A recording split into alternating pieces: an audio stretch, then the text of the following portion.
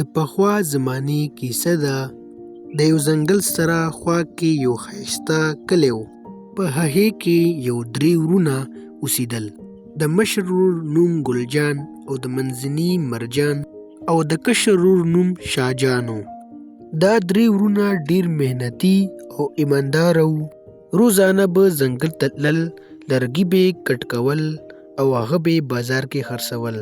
خو په دې به دوی ژوند تېرول. خو دا 3 ورونه په دې ژوند ډېر خفه وو. دوی د یو ښه ژوند خواهش ساتلو. یو ورځ یو ماښام ځنګل نه دا 3 ورونه خپل کور ته روان وو چې په لاره کې یو بوډۍ ولیده چې دا 3 واړه ورونه په دې بوډۍ باندې ډېر خفه شو او بوډۍ ته یې وویل موږ به ستا مدد وکړو، دا بورۍ موږ له راکړه، موږ به یې در سره یوسو. بوډۍ ډېره خوشحاله شوه. ګلجان د بوډۍ نه بورۍ واخیسته او خپله اوږه باندې یې کېښوده او د بوډۍ کور ته روان شو. لږ ساعت پس د بوډۍ کور راورسېده. دوی ډېر ستړي شوي وو او بوډۍ د دوی شکریه ادا کړه. خو دا بوډۍ عام بوډۍ نه وه، بلکې دا یو جادوګره وه. یا بچې، ستاسو ډېره شکریه ادا کوم چې تاسو زما دومره مدد وکړو. بچې، ماله الله یو خاص طاقت راکړی دی. که ستاسو په زړه کې څه خواهش وي ما ته ووایئ، زه به یې درله پوره کړم.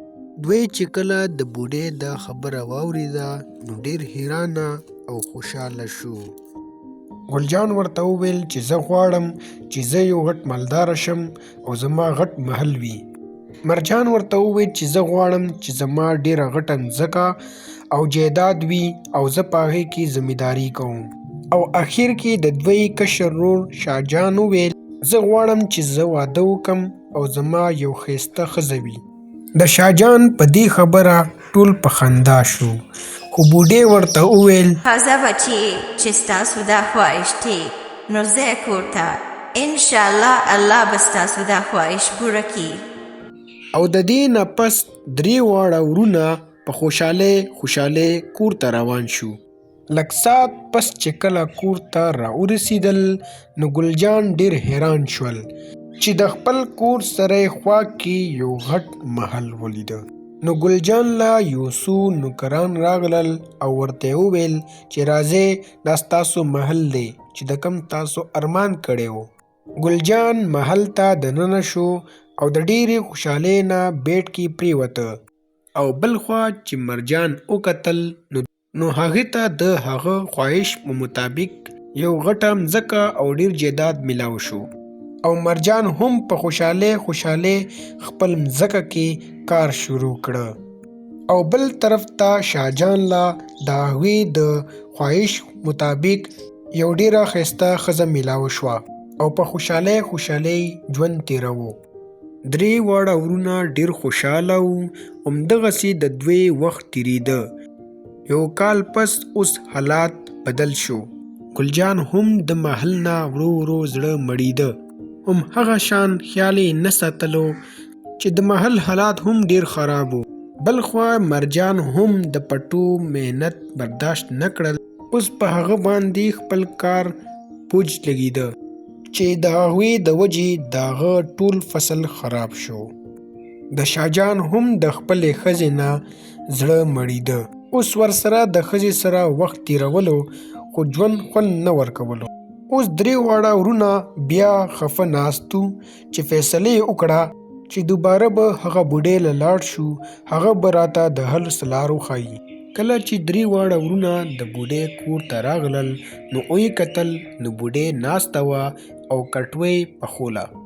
3 واړو ورونو بوډۍ له خپله کیسه بیان کړه چې اوس زموږ په ژوند کې هغه شان خوشحالي او سکون نشته.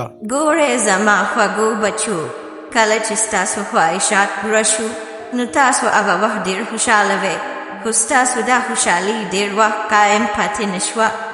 د هغې اصل وجه دا ده چې کله د خوشحالۍ او د نعمتونو سره قناعت، شکرګزاري او صبر نه وي نو بیا ډېر خوشحالۍ او ډېر نعمتونه هم انسان له هغه سکون او خوند نه ورکوي.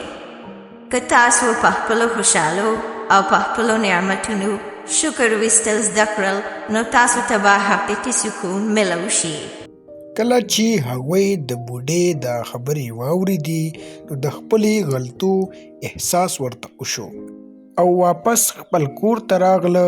د خپلو انعامونو او د نعمتونو قدر یې شروع کړه او په خوشحالۍ خپل کارونه شروع کړه.